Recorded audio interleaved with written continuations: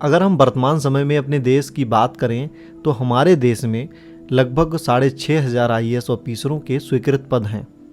लेकिन वर्तमान में अगर हम देखें तो लगभग 5,000 के आसपास IAS ऑफिसर अभी मौजूद हैं।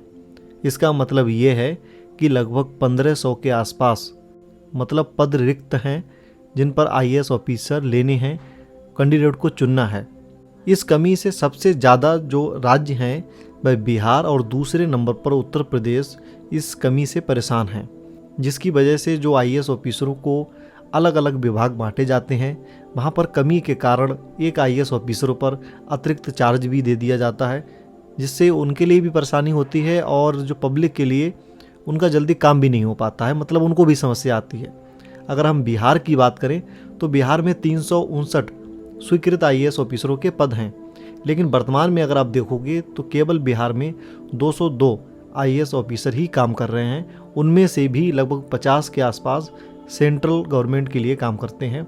और वहीं पर अगर हम यूपी की बात करें तो यूपी में 652 IAS ऑफिसरों के स्वीकृत पद हैं, लेकिन वर्तमान में देखें तो केवल 560 IAS ऑफिसर ही वहाँ पर काम कर रहे हैं। तो इस हिसाब से बिहार में लगभग 157 IAS ऑफिसरों की कमी है। आप समझ सकते हैं कि पूरे राज्य में अगर 157 IAS ऑफिसर और बढ़ जाएंगे तो प्रशासन के लिए बहुत ज़्यादा अच्छा रहेगा। और वहीं पर यूपी में 92 IAS ऑफिसरों की कमी है।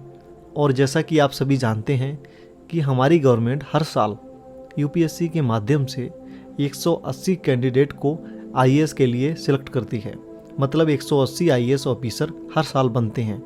लेकिन हमारे यहाँ रिटायर भी होते हैं, लगभग 170, 180, 160 के आसपास हर साल IAS ऑफिसर रिटायर हो जाते हैं। तो इसका मतलब ये है कि जो हम वैकेंसी हर साल देते हैं 180, उससे ये भरपाई कभी नहीं हो पाएगी। हमें वैकेंसी बढ़ानी पड़ेगी, चाहे तो हम डायरेक्ट जो एग्ज़ाम से सिलेक्ट कैंडिडेट होते हैं उनमें वैकेंसी बढ़ाएं, या जो पदोन्नति होती है, जो प्रमोट होते हैं PCS ऑफिसर IAS में, या फिर उनके लिए संख्या बढ़ा दें। तो ये दो ऑप्शन है जिससे इस कमी को सुधारा जा सकता है, इसकी भरपाई की जा सकती है।